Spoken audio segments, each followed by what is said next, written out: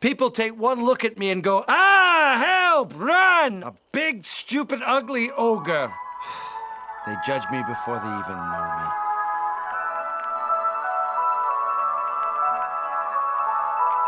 SHREK is a masterpiece that has endured 2 decades now and survived what can only be described as an onslaught of memes. The memes have left an impact. It is hard to take the lines "What are you doing in my swamp?" seriously anymore, but SHREK nonetheless survives. Why did it become such a meme originally?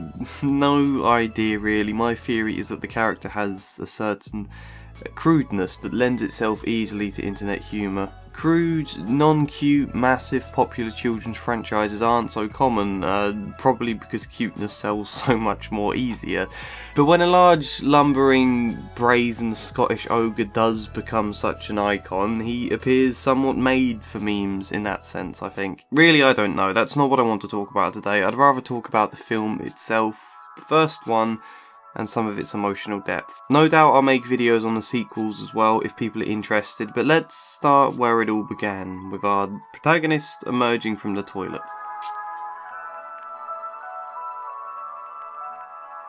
His introduction is, of course, perfect, not just because it sets the tone immediately, pokes fun at Disney, introduces our main character, sets his general life and his difficulties all via the opening credits, but because it emotionally tells us everything we need to know about SHREK. 3 things, essentially. First is he doesn't really believe in love, hence wiping himself with a romantic fairy tale. Like that's ever gonna happen. It's something ridiculous he sneers at. Second, that he's a pretty chill guy, I guess, who farts and burps and enjoys the simple comforts of a home he does feel genuine pride for, as well as enjoying the therapeutic benefits of a mud bath. The third point, he builds his walls up high to keep people at a total distance, both literally through keep out and danger signs, but also in playing up to the image of the big scary ogre.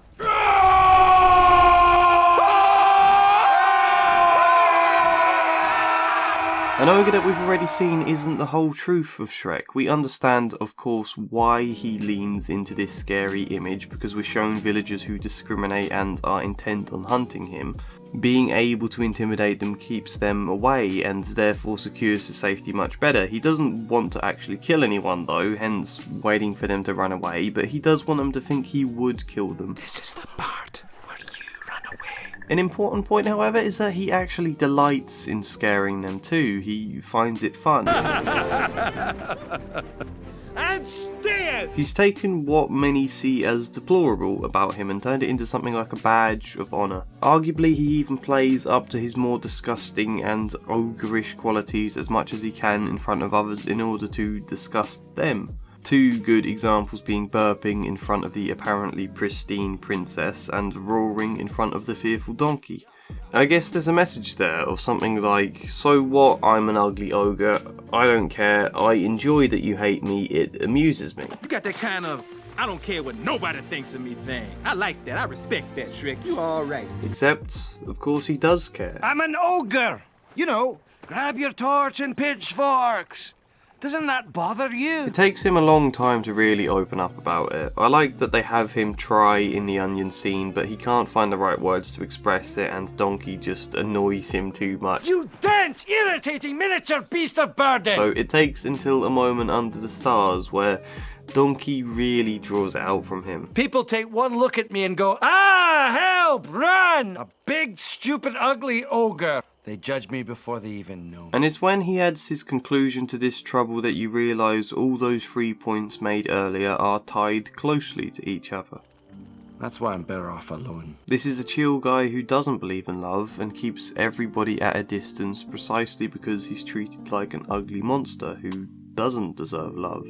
He's turned people's disgust of him into something he finds amusing rather than upsetting, because it's obviously much less painful that way. But when he finds a donkey that doesn't find him scary and a girl who burps just the same as him, She's as nasty as you are. suddenly he has some beliefs worth questioning. What if he does deserve love? I would like to highlight before we move on though that when SHREK says, "They judge me before they even know me," we have to remember SHREK does the exact same. He judges that everyone will think him as an ugly monster before he gets to know them. And we can understand exactly why he makes that judgment. Most of the time it's true, but we have to wonder if there may have been occurrences where, expecting these judgments to be made of him, playing up to the ogre in response, he ever turned away people who might not have thought badly of him. I just ask that because it's a relatable struggle I think we can often encounter in different ways, and that it can take great strength to open ourselves up to the possibility of being liked rather than just seen as the scary ogre or whatever else. Does defending against the judgments we expect then make those judgments much more likely? That's a tangent anyway. Let's think about how SHREK ties into Fiona's journey and what they both offer for each other.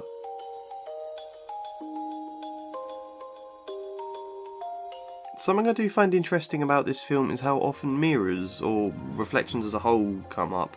From SHREK smashing one with his ugliness, to Farquaad's magic mirror, the photo of SHREK and Donkey, Fiona's reflection in the water, the cracked mirror on the floor fading into Fiona reflected in Jules, the mirror as she's dressed for her wedding, Farquaad's reflection as King obscured by the mirror's doubting face, Fiona reflected in armour similar to that SHREK wore in her rescue, and so on.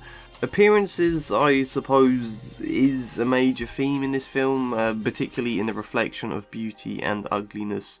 Most obvious with charming Princess Fiona set against Ogre Fiona, who thinks of herself as a horrible, ugly beast. It's something we can all relate to, I'm sure, feeling ugly deep down. I heard one suggestion that we should think of human Fiona as like a person with makeup and everything done to perfection, restraining herself into all this perfect, flowery, near-Shakespearean language. This beeth our first meeting.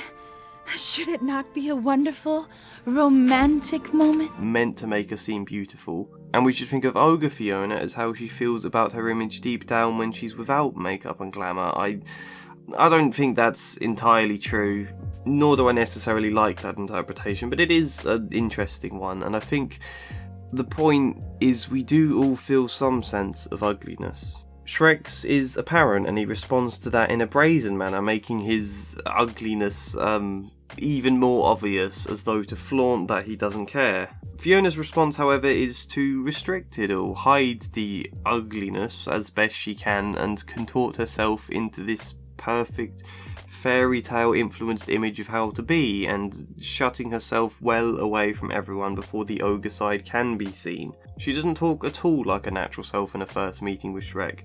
Obviously it would be stupid to start analysing the psychology of shutting your daughter away in a dragon guarded tower and how isolation and neglect might affect her, because this is a fairy tale. We're not meant to take that point entirely seriously. It's mythic.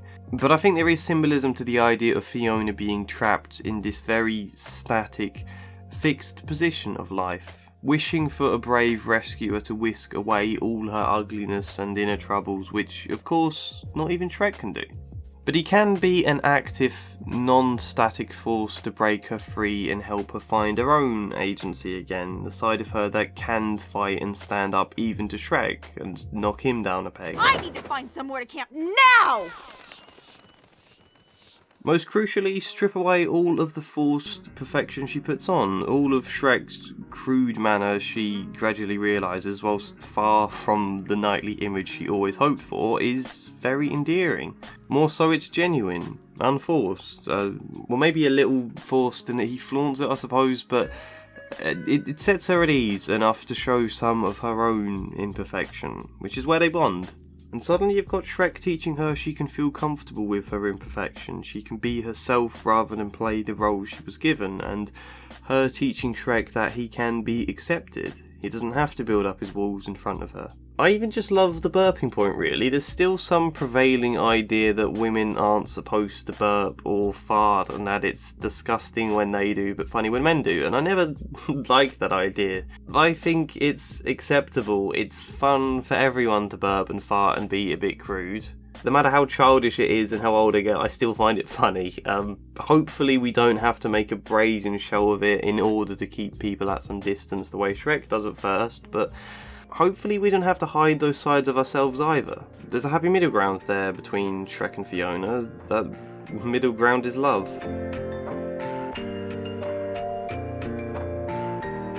I think it's pretty well known that Shrek is in part a parody of classic Disney fairy tale inspired films with Lord Farquaad, loosely based on Disney's CEO at the time, Michael Eisner, after Jeffrey Katzenberg had resigned from Disney to form DreamWorks. Parodies by and large don't often stand the test of time, however, because they depend so much upon the original works they're parodying, but also because they rarely make much of a thematic point in and of themselves. Shrek of course does make a point, and that's what ties the entire film together.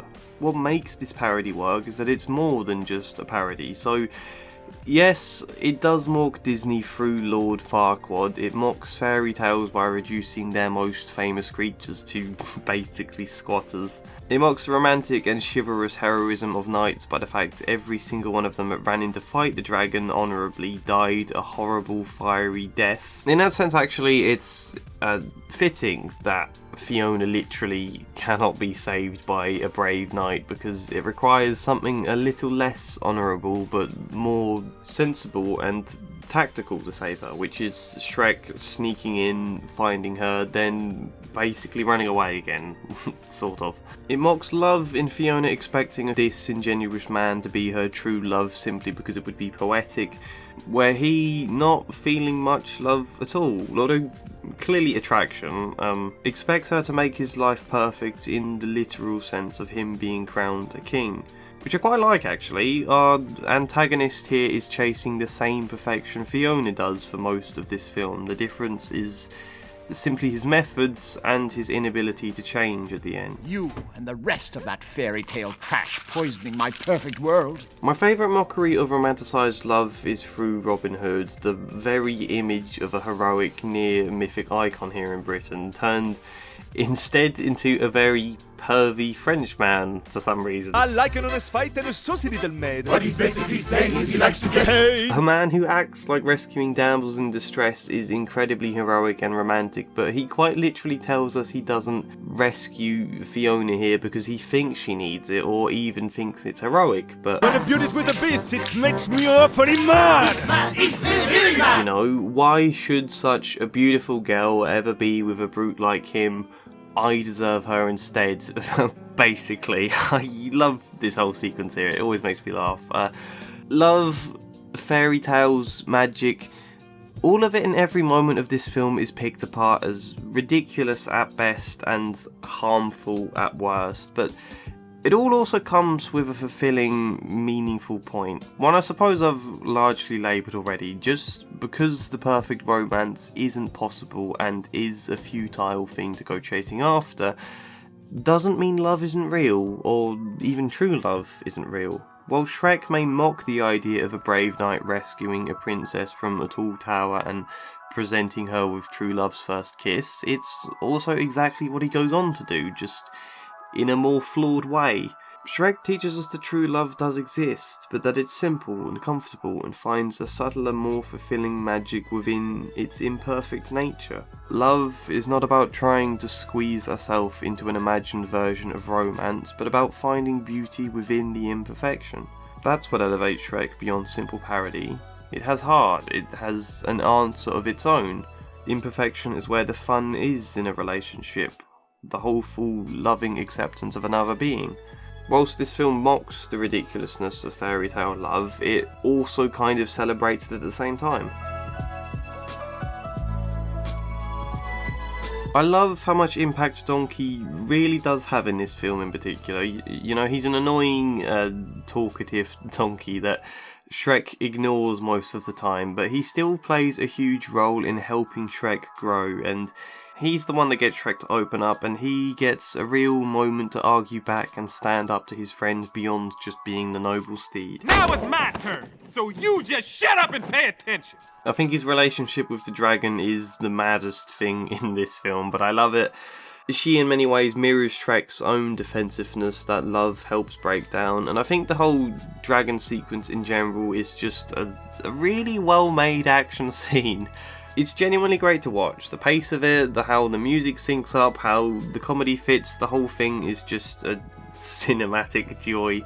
I like that Fiona accidentally causes a bird to explode with her singing, a bizarre moment, but we transition from Farquaad staring endlessly at the picture of Fiona in the mirror with the kind of romance leitmotif playing as he says, "Perfect," to Fiona singing that same music in the morning, only here it emphasises how imperfect and unprincess-like she really is. And there's a very faint sting of sadness, an underlying doubt. Does my inner ugliness and ogreness cause the world harm? Which again, in a much less conscious, deeper sense, is a relatable doubt to have. Do I cause the world more harm than good? And it makes her eventually embracing her ogre self as something beautiful in the end all the more satisfying. I think the voice acting is stellar across the board, the music is wonderful, particularly being able to end the film with the lyrics, "I thought love was only true in fairy tales, then I saw her face." Now I'm a believer. Wonderful,